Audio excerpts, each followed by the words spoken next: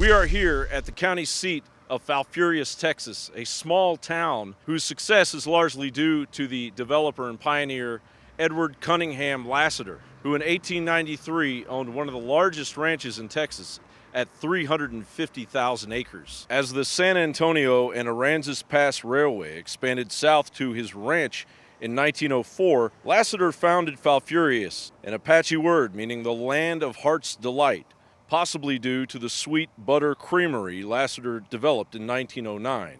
Or perhaps it refers to filfarias, Mexican slang for dirty and untidy. One thing is for certain, both meanings apply here, as the county and local ranchers struggle to bankroll, defend their lives, and bury the bodies of the rising tide of illegals crossing their land every day. It was the loss of oil and gas revenue, compounded by the amount that we spend. And that figure is dealing with autopsies, it's dealing with wear and tear of the vehicles, the sheriff's department, the JPs, the magistrates, the death certificates, all the paperwork that's entailed, getting out to these areas that are very, very remote. I personally have been taken to pronounce a body when the sheriff officer with me says, oh, there went the transmission.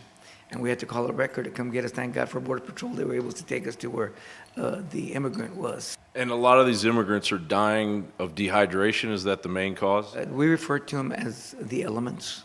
You know, it's compounded by the 100+ weather degrees out there, rattlesnake bites. And a lot of them we order autopsies because we don't know what was the cause of death.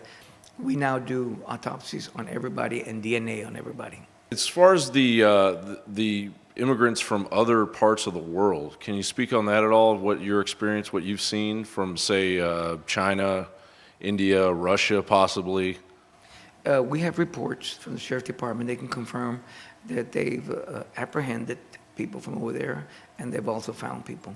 But the Sheriff's Department is very aware of that they are here, and they're coming in. Has violence increased in the past few years as a result of the aggressive increase in immigrants? Yes, definitely. Matter of fact, I just got a report a couple of days ago of a local rancher that they broke into his ranch. And we are getting more and more reports of either agents that are being accosted or deputies that are having to finding resistance, you know, from these individuals. They're young, they're 30 and under, a lot of them. Year to date right now, I believe we have 33. And we're about to go into July and August, you know. If you're familiar with Brooks County, we've got 944 square miles. And it's very, very rough terrain. And of course, being from South Texas, anybody that knows about rattlesnakes, we got some big ones. Mm-hmm.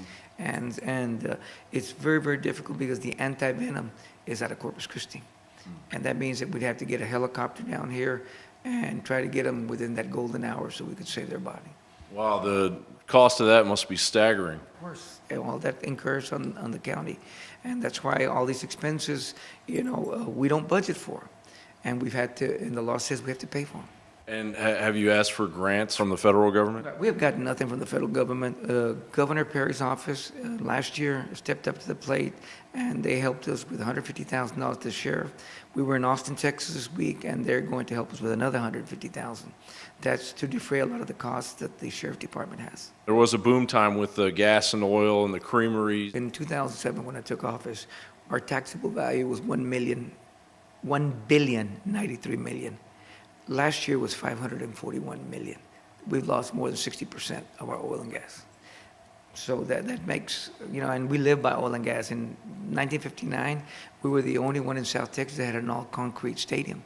Mm-hmm. We had 4 dealerships and we had a hospital. Are you aware of the administration of Obama, how they're professing to the Central American countries that if you come across the border and proclaim that you're a dreamer, especially these younger kids that are coming across, that you will receive amnesty? I think that you can't make the rules just to apply them. If you're going to be fair, let's be fair to everybody. You know, if you're going to allow people to come in, you should have standards. You should have a program in play that would allow them to enter the country legally, not illegally. Are you aware of the exploding swine flu now in San Antonio in this area? What's your Health and Human Services doing to take care of that? Well, we've been there before. A couple of years ago, the H1N1 it was here, and we were prepared. We've got a wonderful medical examiner in the valley that keeps us abreast, and we always take a proactive approach. We've got a lot of illegal activity by human smuggling, and we've got it is a problem. The problem that we've got to contain is that we just don't want people dying in our county, and so we're trying to do everything humanly possible to stop it. We've got a good friend of mine that goes out and puts water stations at the ranches, so at least they can have water. How effective has the Border Patrol and Homeland Security been in your county? We have a wonderful presence of Border Patrol. They do a great job of drug apprehension. You know, that's what Brooks County is #1 in the nation for. The only bad part about it, we're not a border county, so we don't qualify for any federal assistance.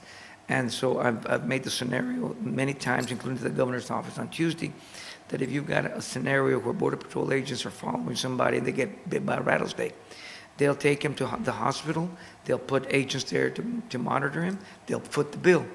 But an immigrant dies, call Brooks County. Right. We were just in Brownsville and McAllen last week, and we discovered that the Border Patrol was paying via a credit card for illegals that had come in, mainly women with children, babies. McAllen, Texas is tapping their resources. It's going to take an effect on their money, on their budget, because you don't budget for stuff like that. I mean, you can budget some, but at some point, you didn't see or foresee the amount of immigrants coming over. Mm-hmm. Yeah, and they're paying for bus tickets, they're generating power for them, they're putting up tents, they're feeding them. Wouldn't you say that's exploitation at a high level? I mean, that's crazy. If I did something like that, they'd want to put me in jail. Yeah, absolutely. It's amazing what the federal government's getting away with. Oh, my God. Well, you've enlightened me to a lot of things that, you know, for the last week, I've been inundated with the mass graves.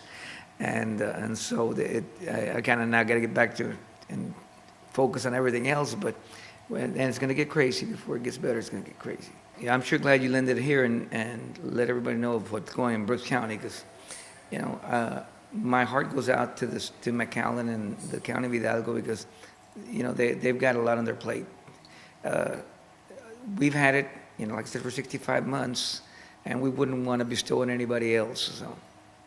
And now, from that amazing interview with Judge Ramirez here in Brooks County, Texas, we take you to the mass dumping ground here at the Sacred Heart Burial Park. Who's next? What town is next to take the brunt of the illegal activity being spread by the federal government into the United States?